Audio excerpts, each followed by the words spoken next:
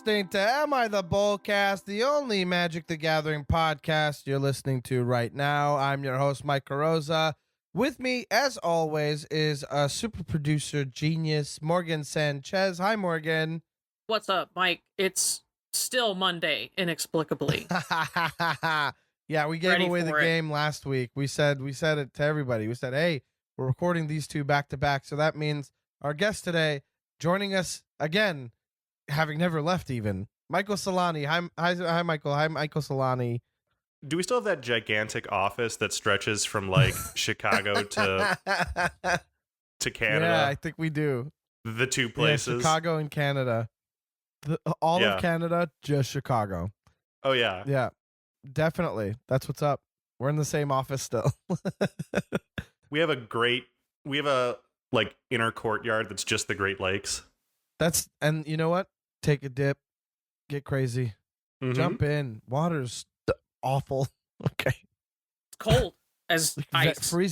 Freezing. Not great for you, but it'll wake you up. This week we're doing a mailbag episode. Like we said last week, Michael Celani, former co-host of the show, back again.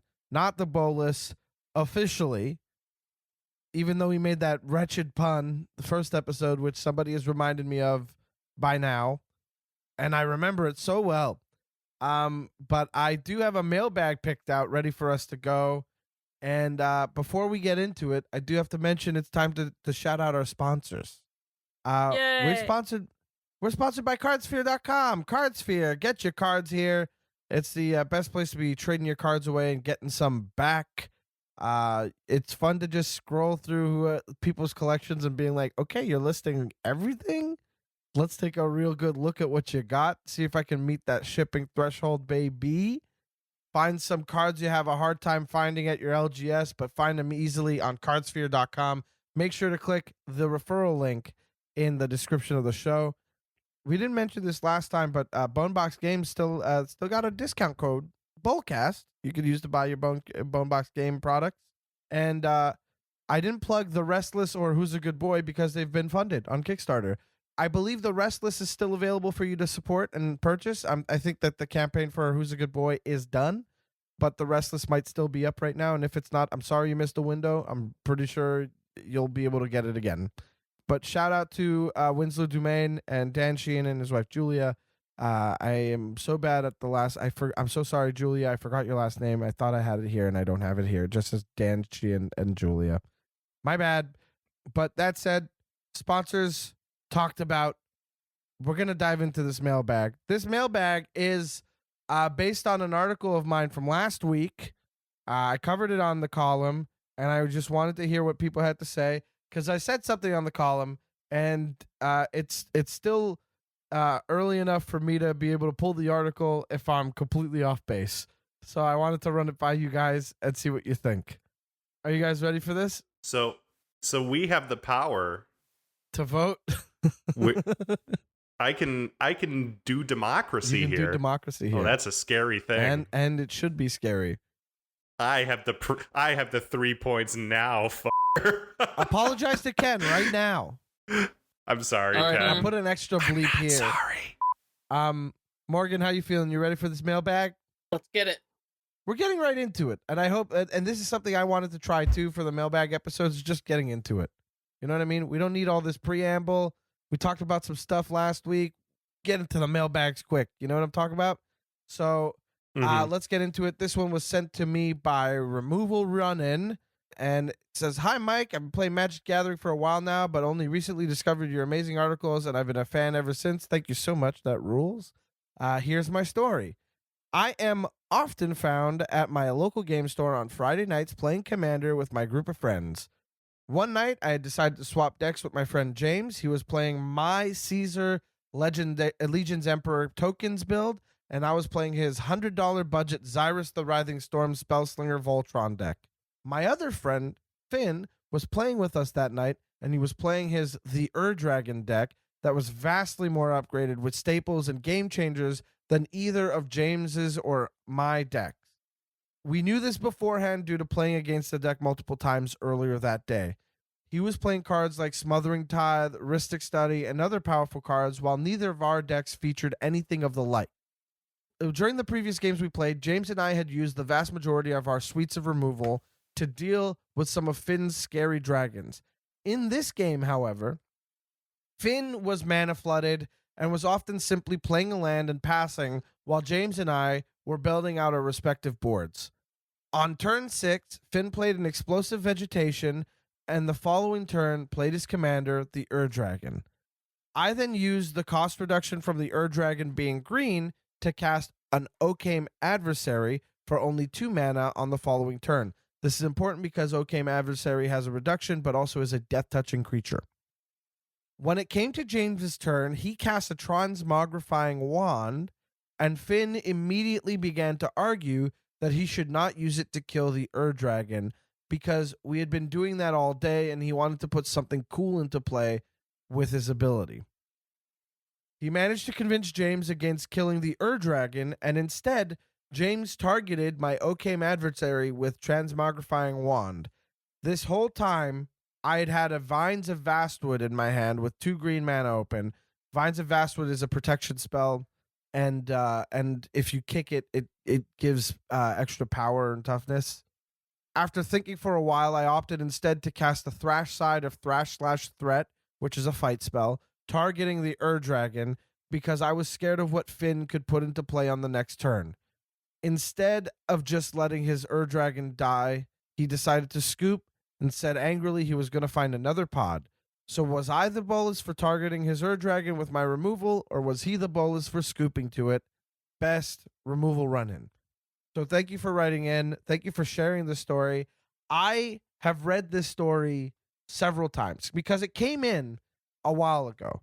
This is one of those that I had in the inbox, and I would read it and go, I think this is pretty clean. No, let me have a little bit more time with this. Let me think on it for a little longer. And then I'd come back to it and I'd feel a completely different way. And then I'd go back and forth. And now here I am again, flip-flopping to the point where I brought it to you guys to tell me. And so this was one that I've had for about a month and a half, and I'm looking at it going, this is a good story because of all of these reasons. So I'd like to take it to you guys and say, my first instinct is, here are the facts. Ur-Dragon's playing Game Changers, making it a bracket 3 for sure already. Xyrus and Caesar seem to be bracket 2 at best. Playing with playing around a theme or playing with a budget restriction. The indication for me was pretty much Transmogrifying Wand, and I'll explain. The moment I saw Transmogrifying Wand was mentioned, I thought, in Mardu, you're going to pick Transmogrifying Wand? There's so many. It's not like in the Jeskai Precon that just came out for Edge of Eternities where you can reload on charge counters. This is just like you spend 4 mana, kill 1 thing, and then spend 2 more mana and you kill 2 more things. That's not a bad card, but it just isn't as synergy forward. If anything, it's just tapping into the token theme. So that kind of makes me feel like maybe we're really mismatched in the bracket. Maybe we're looking at bracket 1s versus 3, right? To me, Transmogrifying Wand is a bit of an indication of like, okay, so we're going theme over function because you're in Mardu. The best cards to remove things, the best colors to remove things. You have access to like Anguished Unmaking, or even on ETB is like Lorn of the Third Path, for instance, So that to me was a bit of a flag there for power level. And then they just spent the whole day having to remove Finn's threats in the Ur-Dragon deck. They said they used the majority of their suite of removal to remove the scary permanents that this player had put down in previous games. But then they reach turn 7 and he plays the Ur-Dragon and then begs not to have it killed so he could put something cool into play. And my thought was like, buddy, you already put cool stuff into play. You got the Ur-Dragon into play, which is cool.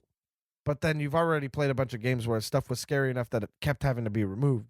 So to me, James being swayed is kind of like, fine, I'll let you have it for now, but then I've got this emergency button for next turn. Whereas using the Transmogrifying Wand on the adversary is kind of like, why would you do that? Why not hold it up? Versus the fact that like now you have this opening. You kind of are pushed into this corner of, I have the perfect thing to remove this massive creature. Why not pull the trigger? And so the way I fell on it was I could go either way. Either it's a bolus move because this person is like flooded the whole game and is finally doing a thing, but also they've only played lands, which means that next turn they're probably going to draw something good or swing with the Ear Dragon, draw something good, and then get it into play for free. Like I don't know. I had some tough feelings about this one, but I'd like to hear where you're at with this. Who would like to go first? Jesus, I feel like I need to take like an exam on this. There's so much going on, every single sentence is just packed. Let's start with this. I think the question, was I the bolus for targeting a Ur Dragon, or was he the bolus for scooping to it, is incorrect. Yeah, absolutely. I think the question is wrong. I think there are 3 potential boluses here, and we need to look at them individually. We need to look at James, we need to look at Finn, and we need to look at removal run-in. Unnamed third man. We'll call him John. I have his real name, but I'm not using it. Okay. Well, we'll call him Mr. John Doe. Mr. John Doe. So we need to investigate all 3 of these and see where we're at here. Okay.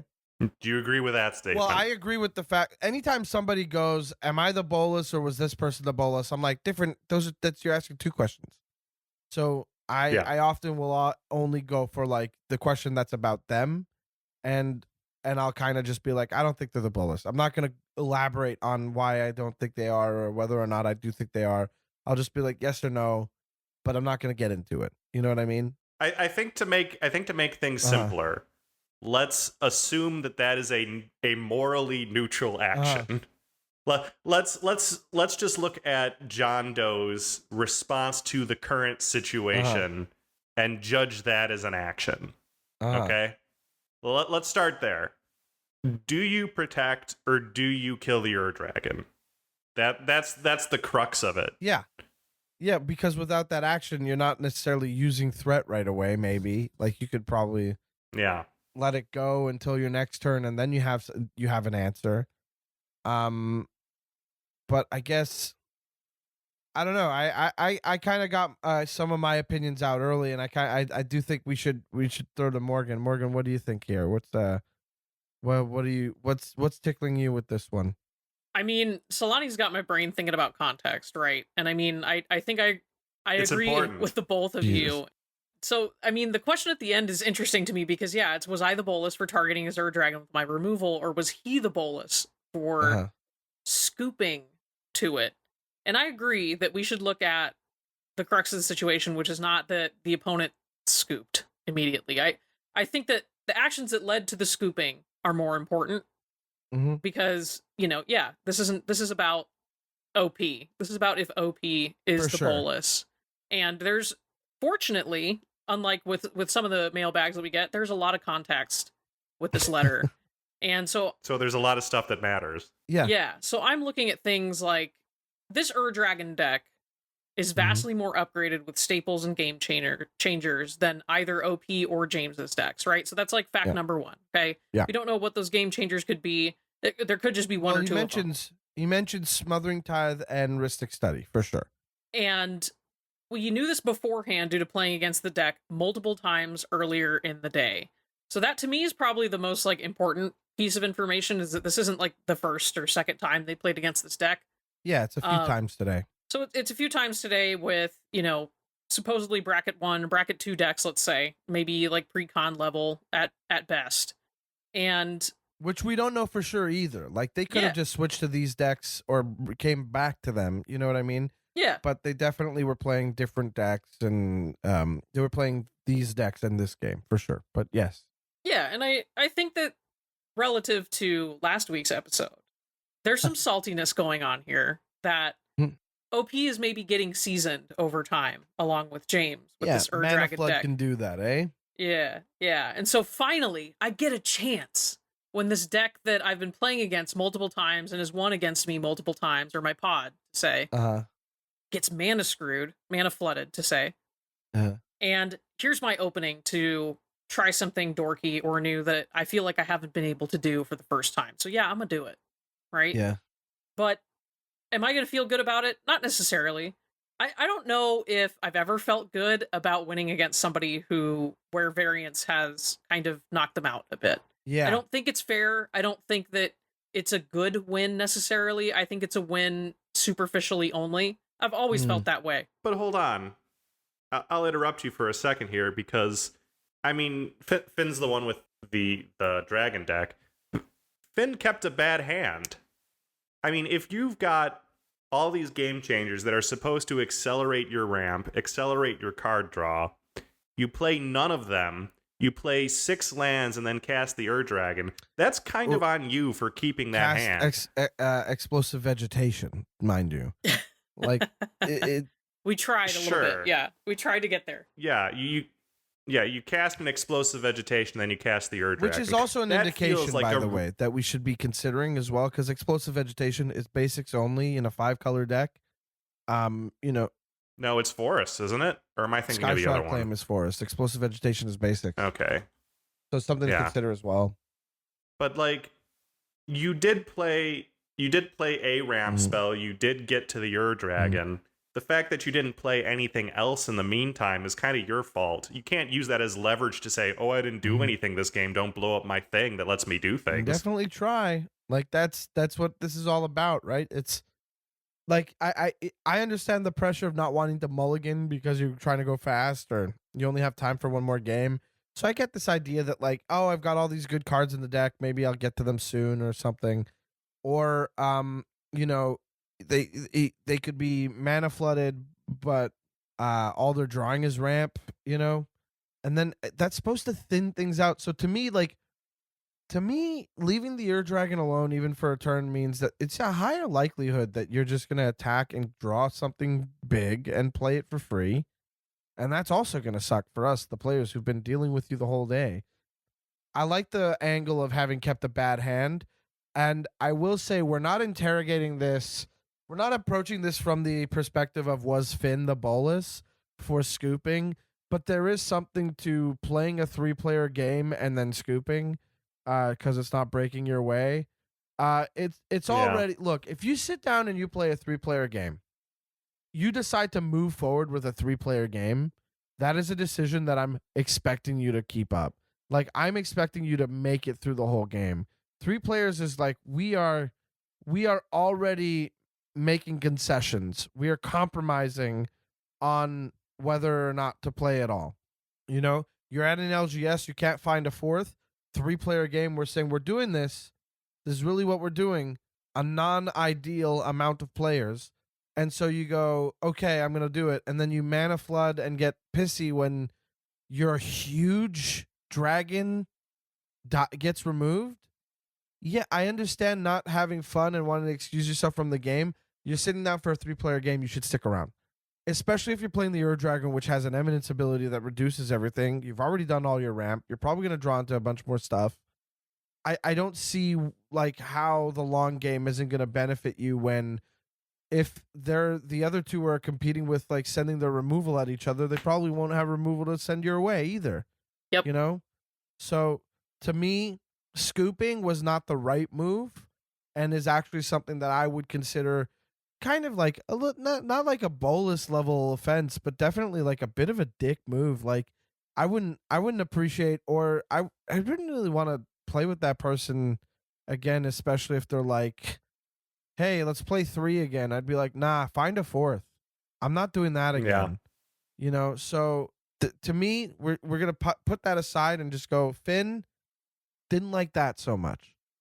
Yeah, but I get the idea of there was a salt stack, I think, going on here that ended this game. There was the first salt stack of James not killing the Ur-Dragon with the transmog wand, and then suddenly targeting this Oclaim adversary with the wand, which is a wild move. And then that sounds almost like that's there's something else there, right? There's more context needed. And then not using the vines, and then casting Thrash to kill the Ur-Dragon because suddenly I remembered that this is the biggest threat, and that why would you do that to me doesn't matter, right? So I will defend not using the thrash. Using or vines. not using the Vines of Vastwood. God, hold on. The vines. Which I should read. I will defend not using the Vines vines. of It gives you hexproof from abilities specifically. Target creature can't be the target of spells or abilities your opponents control this turn. So it's like it's actual hexproof. Actual hexproof. I don't know why it's not eroded to hexproof. Yeah. I don't know. It's not. But if it's kicked, which is why the 2 mana is important for the adversary, is that if the spell was kicked, that player gets +4/+4. That creature gets +4/+4 until end of turn. The thing is, it's just a protection spell in this case, right? Yeah. So the John Doe didn't bother with the protection spell, opting instead to take this opportunity to remove a massive threat. You know, I think it's objectively the correct play, totally. right? It's the play to win. You're either spending a protection spell to counter a single activation of an ability that will be activated again, and you have no guarantee that that's going to get pointed at the Ur-Dragon, which you know will run away with the game.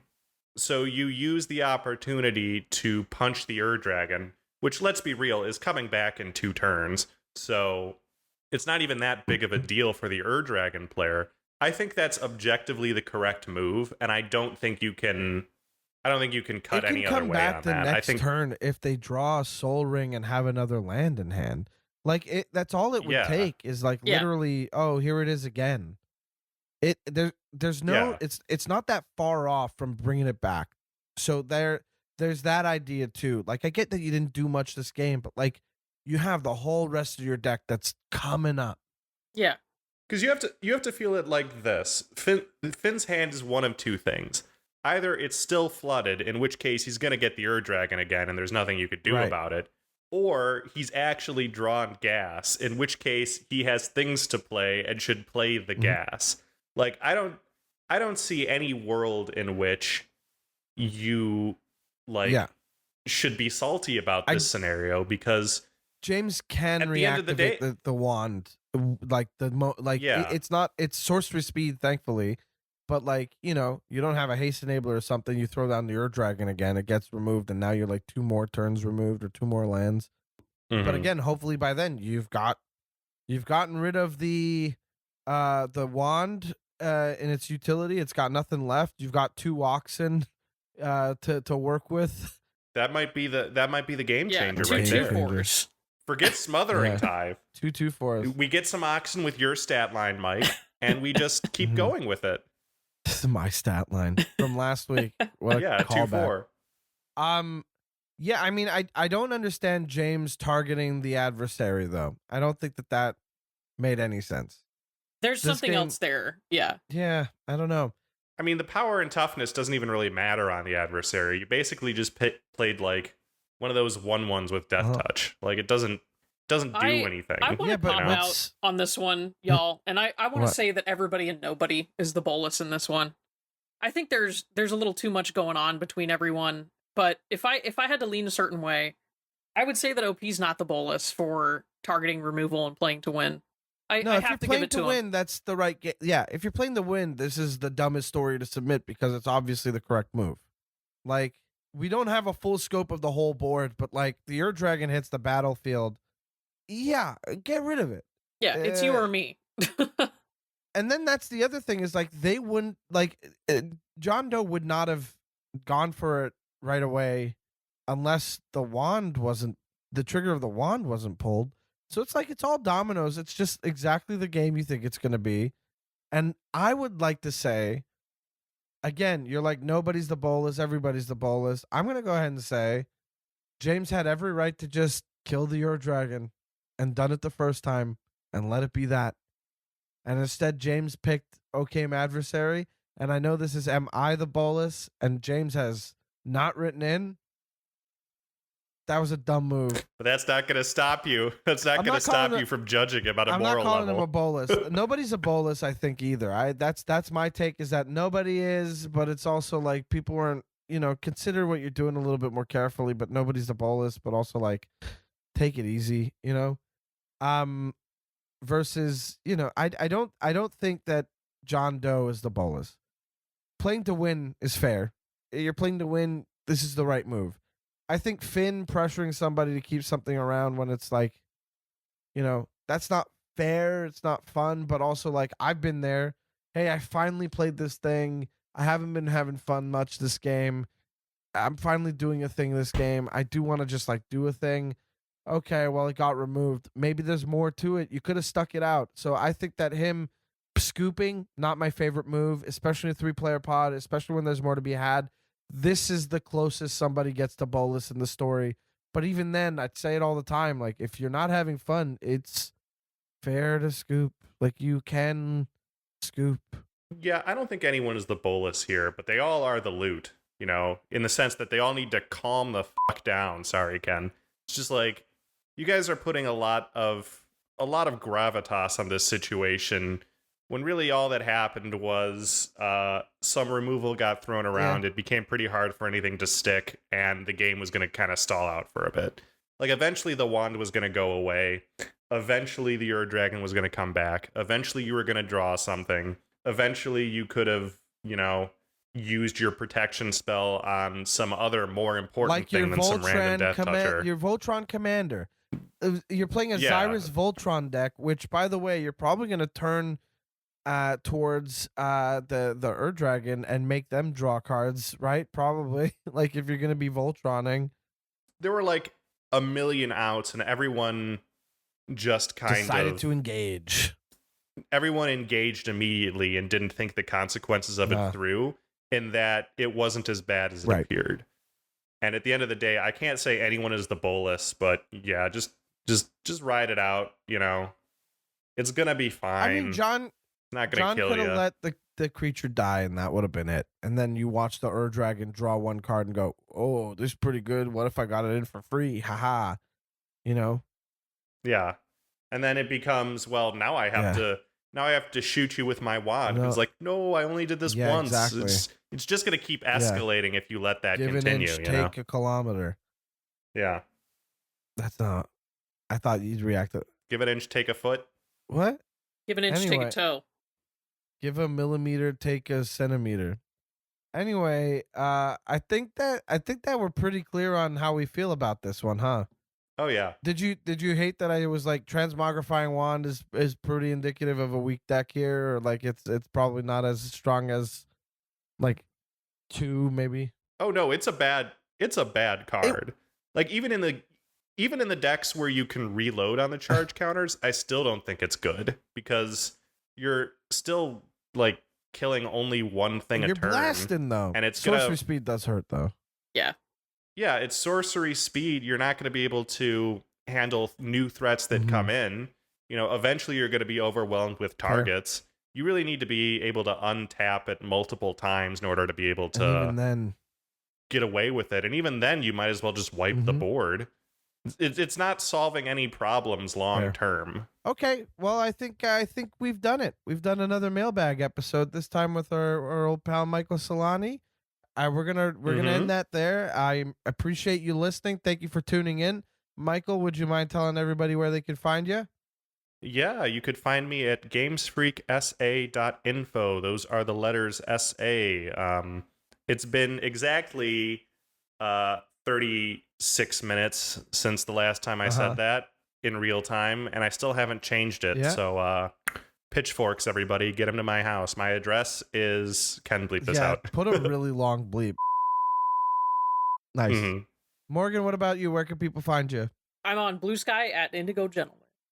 Hell yeah. Keeping it safe, simple, chill, easy peasy. Don't forget, check out edhrec.com. We forgot to mention that last episode. That place rules.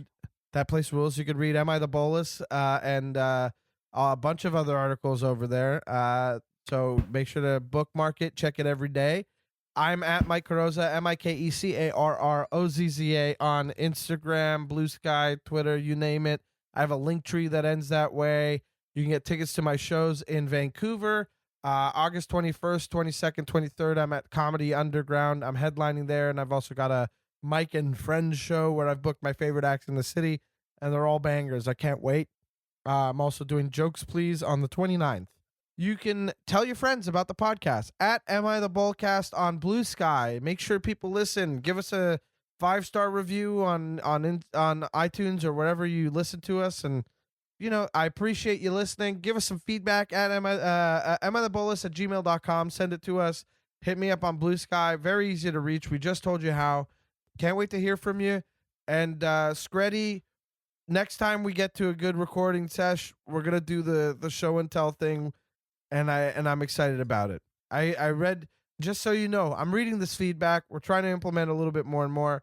So I just wanted to give you a little shout there and say thank you for listening. Thank you. Shout out to Datum. Shout out to all our listeners and everybody who tunes in weekly. It means a lot that this weekly push has been so fruitful. So thanks once again, Michael Celani, for joining us again. And we'll scoot the day now. It's time to scoot it. Time to scoot the day. Yeah, baby.